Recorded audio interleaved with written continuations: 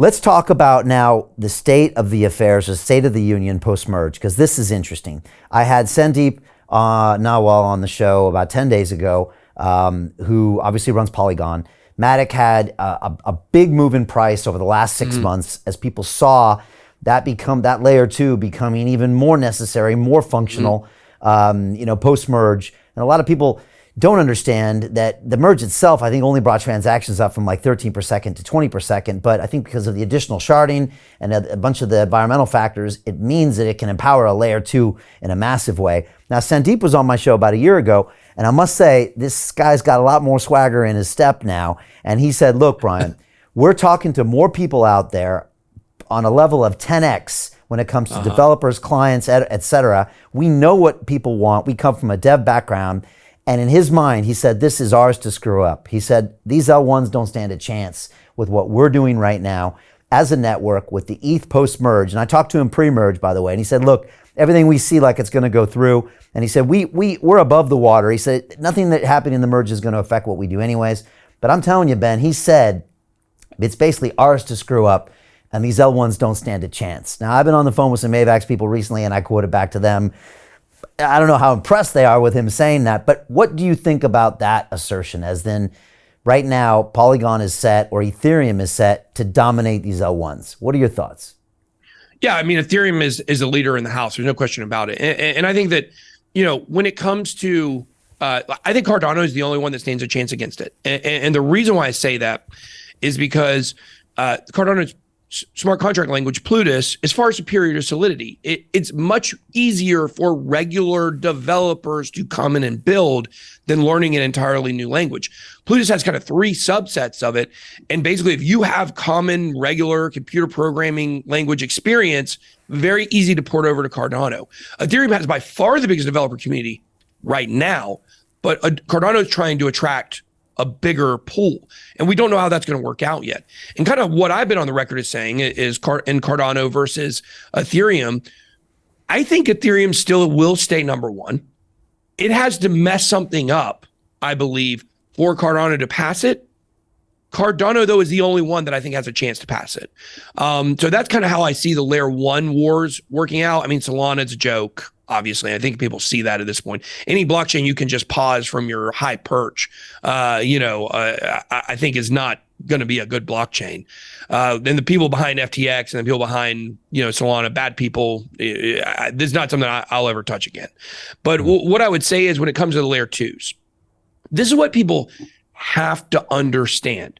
We are so confused on what a transaction is. Okay. Why? Our whole life, what has the word transaction meant? It's meant I bought something. That's what a transaction is, right? So when you look at Visa doing, I think it's 11,000 transactions. No. It's about 1,800 transactions per second that Visa does. And you look at Ethereum and you say, after they go through all the stages, right? The merge, the surge, the verge, the whatever, ending with the splurge. What you'll see is, and that's probably 10 years down the road before we get there, by the way, sharding is next with the surge, which I think will be, probably a 2 to 4 year timeline, at least on that. What you'll find is that it's talking about doing 100,000 transactions per second. And you're like, what? If Visa, the number 1 processor in the world, only does 1,800 a second, why do you need 100,000? Well, the reason is because the word transaction in crypto doesn't mean a purchase of a good or a service. It means an action. Every action that takes place on the blockchain is a microtransaction. At least some are larger than microtransactions, but at least a microtransaction where a small fee is going back and forth to do an action. It's not you're buying something. And I think that's where people have really gotten confused, is because with Visa, you don't do anything they have 2 kinds of transactions, I believe. Number 1, you buy something. Number 2, you're staying at a hotel and they put a hold on your card. Those are really the only 2 things that really are transactions. We got to get out of that traditional way of thinking to understand why it's so important that not only Ethereum can do 100,000 transactions per second, but layer 2 protocols like Polygon or Matic is the ticker is, that it can do way more than Ethereum. And the way layer 2s work, they run on top of layer 1s. They use different kinds of solutions, ZK rollups, optimistic rollups. Those are two of the most popular. There's many, many other ones out there that exist. If you go to the Ethereum website, you can actually go to layer 2s and look at all the different kinds. We've done videos on it before. You're always going to need more transactions, though. Even when Ethereum is doing 100,000, that means that 10 years down the road, there's a lot more people into blockchain. The number of people into crypto is so minute. It's such a small percentage of a fraction, especially today in a bear market. In the bull market, it's a little bit higher. So we have to have these layer 2s to push things forward, especially while Ethereum is still, running at a pretty slow rate. And so Polygon is going to always need to be around. I tell you, Polygon is the chain link of layer 2s, if you will. When it comes to Oracle solutions, nobody touches Chainlink. They have more partnerships than I think anybody else in crypto combined. That's how many partnerships they have. Polygon is on that level with layer 2s. It's so far above every other layer 2. Now, there are some others that we like. We like Optimism. We like Arbitrum, Cartesi, one we were an advisor for a couple of years ago. We love Cartesi. We love what they're doing. They use optimistic rollups themselves. We think there's room. We think layer 2 is a niche that's going to explode price speculation-wise. Of course, not financial advice, but price speculation-wise in the next bull run, we certainly think, the layer 2s are going to have a significant role to play. We believe that storage coins are going to have a significant role to play. Those are two specific areas that we're really, really looking hard at. But yeah, I think he's dead on the money there. I think Ethereum has got to mess something up in order to, they got to have a 28-3 Falcons moment. Which is funny. Just this past weekend, we were losing 28-3 and almost came back, but that's another story. But they basically have to have a Falcon Super Bowl moment to be able to blow the lead here for their Ethereum as a layer 1 and also for Polygon as a leading layer 2. Hey, do you want to profit from crypto? Then join my DeFi Academy. The Crypto DeFi Academy will help you create generational wealth. But don't take my word for it. Listen to my students. When I first got into crypto, I remember thinking to myself, I need to learn more. Brian Rose, learning crypto, learning DeFi, gotta do it.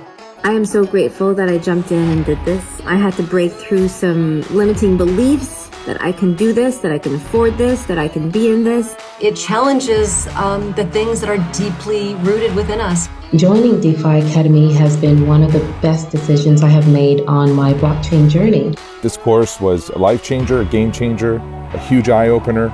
Coming from knowing practically nothing at the speed of the learning over 4 weeks was just fantastic. The information you provided in this class was invaluable. I feel far more confident in my next steps.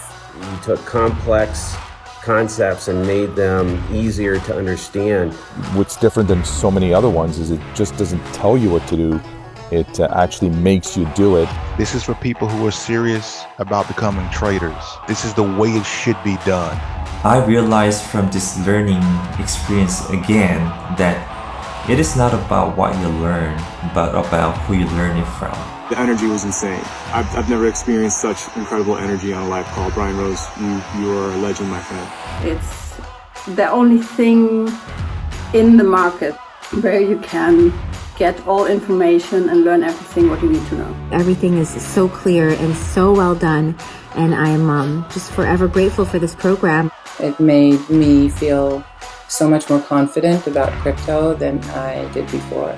I did not anticipate how passionate I was going to become about it. It's also been like a big learning experience for me, not just in the crypto space, but just an overall balance of life. What I've learned is, how to take ownership, of my life in a way that I really hadn't before. Yeah, you can't put a price on that, really. I would recommend it to anybody, top notch. Excellence does not come cheap. So if you want excellence, you got to pay for it, but it's so worth it. Pull the trigger. That's what this course is about. You're not going to regret it, really. It's amazing. Thank you, Brian and team. So what are you waiting for? Crypto is happening now. Click the link below, submit your application, and let me mentor you on how to create generational wealth and build the decentralized financial infrastructure of the future.